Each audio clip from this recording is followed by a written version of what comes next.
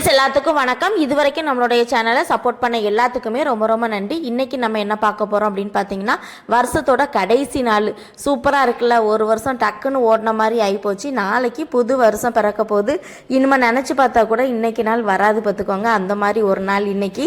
அதனால சரி இன்றைக்கி வீட்டெல்லாம் கொஞ்சம், ஏன்னா புது வருஷம் வருதுல்ல, அதை வெல்கம் பண்ணணும்ல, அதனால் வீட்டெல்லாம் கொஞ்சம் நல்லா நீட் பண்ணுவோம் அப்படின்னு சொல்லிட்டு வீட்டெல்லாம் முதல்ல சுத்தம் பண்ண ஆரம்பிச்சிட்டோம் பார்த்துக்கோங்க. நம்ம அந்த ஃபஸ்ட்டு அந்த ஜன்னல் கதவு, அந்த கம்பி, இது எல்லாத்தையும் தான் துடைக்க ஆரம்பிப்பேன் எப்போவுமே துடைக்க ஆரம்பித்தோம்னா. ஆனால் ஒரு நாள் ஃபுல்லாக பெண்டு கலந்துரும் பார்த்துக்கோங்க. இது எல்லாத்தையும் தொடச்சி எடுத்து தூத்து அப்புறம் வீட்டை தொடச்சி எடுக்கிறதுக்கு இதை முதல்ல செஞ்சுக்கலாம் அப்படின்னு சொல்லிட்டு இதை முதல்ல எல்லா ஜன்னல் கதவையும் அதே மாதிரி தூசி தட்டி விட ஆரம்பிச்சிட்டேன்.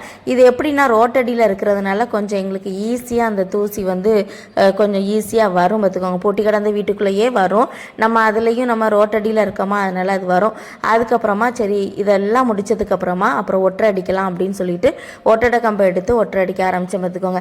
ஏன் அப்படி வட்டம் போட்டுட்ருக்கேன்னா, வீடியோவில் உங்களுக்கு அந்த லைட்டு தெரியலை. லைட்டு எப்படின்னா அந்த ஷோ லைட்டு ரவுண்டாக இருக்கும்ல, அந்த லைட்டு பார்த்துக்கோங்க. லைட்டை தொட்டால் கூட அதோடைய பார்ட்ஸ் எல்லாம் ஒன்று ஒன்றா ஆடும். அதுக்கு அது துடைக்கிறதுக்கே பயமாக இருக்கும் பார்த்துக்கோங்க. அதனால் அது கொஞ்சம் கேர்ஃபுல்லாக துடைக்கணும் அப்படிங்கிறதுக்காக அப்படியே லைட்டாக அதை வச்சு தொடச்சிட்டு இருந்தேன். அதுக்கப்புறம் எல்லாம் அந்த ஃபோட்டோ விளிம்பு, அதுக்கப்புறம் எல்லா பக்கமும் அங்கங்கே கொஞ்சம் கொஞ்சம் ஒட்டடை இருக்க தான் செஞ்சுது.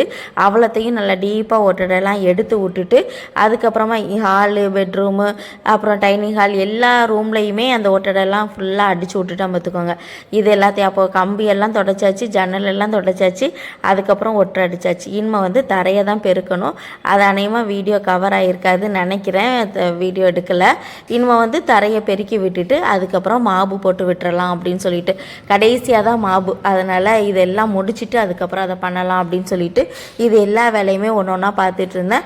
இதுக்கிடையில் பிள்ளைங்க ஹோம்ஒர்க் இன்னும் நாளை கழித்து ஸ்கூலில் இத்தனை நாள் ஒன்றுமே பண்ணலை. அதனால் ஹோம்ஒர்க்கை செய்யலாம் அப்படின்னு சொல்லிட்டு அவங்க 2 பேரும் செஞ்சுக்கிட்டு இருந்தாங்க. நான் என் வேலையை பார்த்துக்கிட்டு இருந்தேன் பார்த்துக்கோங்க. ஒரு பக்கம் டிவியும் ஓடிக்கிட்டு இருந்தது. சரி ஆளாளுக்கு எப்படியோ ஒரு வேலை நடந்தால் சரி அப்படின்னு சொல்லிட்டு வேலைகளை மெதுவாக பார்த்துக்கிட்டே இருந்தோம் பார்த்துக்கோங்க. எங்கள் வீட்டில் உள்ள டைனிங் டேபிளை மாதிரி வேறு எங்கேயும் இருக்குமா என்னென்னு எனக்கே தெரியலை. ஏன்னு பார்த்தீங்கன்னா, எங்கள் வீட்டு டைனிங் டேபிள் யூஸே கிடையாது. சும்மா ஒரு டைனிங் டேபிள் அப்படிங்கிற ஒரு இதுக்காக ஷோக்கு மட்டும்தான் எங்கள் வீட்டில் இருக்குது. அதில் உட்காந்து அவ்வளோவா சாப்பிடவே மாட்டோம். கீழே உட்காந்து தான் சாப்பிடுவோம் பார்த்துக்கோங்க. டிவியை போட்டுட்டு அப்படியே கீழே உட்காந்து சாப்பிட்ருவோம். டைனிங் டேபிளில் உட்காந்து சாப்பிட்ற பழக்கம்லாம் கிடையாது. ஆனால் 6 டேபிள் உள்ளது பார்த்துக்கோங்க. அதனால் நான் என்ன பண்ணியிருக்கேன், அது இடத்த அடைச்சிட்டு கிடக்க அப்படின்னு சொல்லிட்டு இப்படி ஒரு ஓரமாக போட்டுட்டு ஒரு 2-3 சீட்டு மட்டும் போடுற மாதிரி வச்சுக்கிருவேன் எப்பவும். சரி திடீர்னு எதுவும் உட்காரணும் அப்படின்னா அதில் போட்டு டபக்குன்னு உட்காந்துக்கலாம். அதனால அந்த மாதிரி வச்சுக்கிறது. இன்னொன்று என்னென்னா, எல்லா பொருளும் மேலே இருக்கிற இடம் டைனிங் டேபிள் தான். அது என்ன தான் நம்ம சுத்தப்படுத்தி வச்சாலும் ஒவ்வொரு நேரமும் எப்படியாவது அவ்வளோ பொருளும் அந்த டைனிங் டேபிள் மேலே வந்துடும். கண்டிப்பாக எங்கள் வீட்டில் தான் அப்படி இருக்கா, இல்லை எல்லார் வீட்லேயும் அப்படி தானா அப்படிங்கிறது தெரியலை. உங்கள் வீட்டிலலாம் எப்படி இருக்கும் அப்படிங்கிறத கீழே கமெண்ட்டில் சொல்லுங்கள். நான் என்ன தான் டெய்லி சுத்தப்படுத்தி வைப்பேன், ஆனால் டெய்லி அந்த மாதிரி ஆயிரும் பார்த்துக்கோங்க. சரி இன்றைக்காவது அந்த மேட்டெல்லாம் நம்ம மாற்றிடுவோம் அப்படின்னு சொல்லிட்டு அந்த மேட்டை எடுத்து நவுட்டி விட்டுட்டு, புது மேட்டை ஏற்கனவே வாங்கி வச்சுருந்துச்சு. அதனால் அந்த புது மேட்டை தூக்கி போட்டு விட்டாச்சு பார்த்துக்கோங்க. போட்டு விட்டுட்டு சரி இந்த நாளைக்கு கொடுக்குறக்கு கேக்கு மட்டும் வாங்கினதை தூக்கி டைனிங் டேபிளில் வச்சுருக்கேன் இப்போதைக்கு. அதுக்கப்புறம் குத்து விளக்கெல்லாம் தேய்ச்சி எடுத்துட்டேன். காலையிலேயே நல்லா புளி போட்டு தேய்ச்சி பலபலன்னு ஆக்கியாச்சு பார்த்துக்கோங்க. அதுக்கப்புறமா அதுக்கு குத்து விளக்குக்கு ஒரு கோலம் அதையும் போட்டு வச்சுட்டு குத்து விளக்கை தூக்கி வச்சு பார்த்தேன், அழகு போல் இருந்துச்சு. அதுக்கப்புறம் படத்துக்கு மாலை போடணும்ல, அதுக்கு மாலைக்கு சொல்லி வச்சுருந்தேன். ஆனால் வர்ற மாதிரி தெரியலை. அதுக்கப்புறம் இந்த சம்மங்கி பூ இருக்குல்ல, அதை வாங்கியாச்சு பார்த்துக்கோங்க. வாங்கிட்டு அதை கொஞ்சமாக கெட்ட ஆரம்பிச்சிட்டேன். ஏன்னா எல்லா படத்துக்குமே கொஞ்சம் ஒரு 6 பூ வச்சு கெட்டி அப்படியே போட்டுடலாம் அப்படின்னு சொல்லிட்டு அந்த வேலையை தான் பார்த்துக்கிட்டு இருந்தேன். நல்லா நீட்டாக நல்லா இருந்தது. ஏன்னா ஒவ்வொரு படத்துக்கும் அதை வைக்கும்போது நல்லா இருந்தது பார்த்துக்கோங்க. சரி எல்லா வேலையும் முடிச்சுட்டு இது வச்சா தான் ஒரு நிறைவாக இருக்கும். எல்லா படத்துக்கும் வச்சு விட்டுட்டோம்னா நாளைக்கு நமக்கு ஈஸியாக இருக்கும். காலையில் எழுந்திரிச்சு வச்சுட்டு இருக்க வேண்டாம் அப்படின்னு சொல்லிட்டு மத்தியானத்துக்கு மேலேயே இந்த வேலையெல்லாம் பார்க்க ஆரம்பிச்சாச்சு பார்த்துக்கோங்க. என் பையனை வைக்க சொன்னேன். அவன் தான் எல்லா பழைய பூவெல்லாம் கலத்தி எடுத்துட்டு அழகாக நீட்டாக எல்லாம் நல்லா தொடச்சி எடுத்துட்டு இந்த பூவை படத்துக்கு போட்டு விட்டான், ஏசு படத்துக்கெலாம். அவன் போட்டுட்டு இருக்கும் போதே தான் எனக்கு ஒரு ஐடியா வந்துச்சு, நம்ம வீட்டு பின்னாடி நிறைய பூ இன்னைக்கு எப்படியும் கிடக்கும், ஏன்னா வந்து 2 நாளாக பறிக்கலை அப்படின்னு சொல்லிட்டு போய் பறிக்க போகலாம் அப்படின்ட்டு.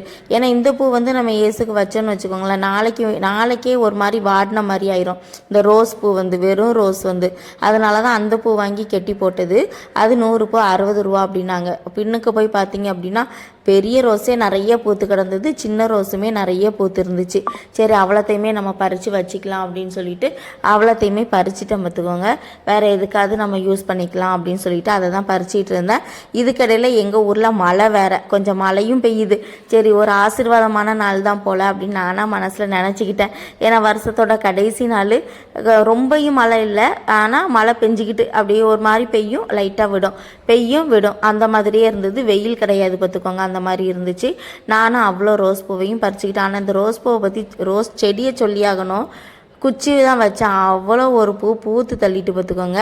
அதுக்கப்புறம் இந்த மிளகாயில் ஒரு 2-3 மிளகாய் இருந்தது, அதையும் பறித்து எடுத்துக்கிட்டு வந்தாச்சு. சரி அப்படியே வந்த வரத்துலேயே வெளியில் பாலன்சேஸுக்கு 3 பூவை வச்சுட்டு அதுக்கப்புறமா நம்ம அந்த தண்ணி போட்டு நம்ம அந்த பூவை டெக்கரேட் பண்ணுவோம்ல, இது வந்து மண் பாத்திரம் தான் பார்த்துக்கோங்க, அதில் பெயிண்ட் அடித்து வச்சுருக்கு. இதில் தான் நாங்கள் வந்து சில நேரத்தில் போடுவோம், பூவெல்லாம் இருந்துச்சு அப்படின்னா. அதில் வந்து சரி இன்றைக்கி போட்டு குத்துவிளக்கு பக்கத்தில் வச்சிடலாம் அப்படின்னு சொல்லிட்டு அதில் தான் அப்படி எல்லா பூவையுமே டெக்கரேட் பண்ணி அழகுபடுத்திட்டு இருந்தேன். டெக்கரேட் என்ன, இதுதான், அவ்வளவுதான். இந்த வருஷத்தோட கடைசி வீட்டை நம்ம துப்புரவுப்படுத்துகிற வேலையெல்லாம் ஓரளவு நெருங்கி வந்துட்டு பார்த்துக்கோங்க. நாளைக்கு புத்தாண்டு பிறக்க போகுது.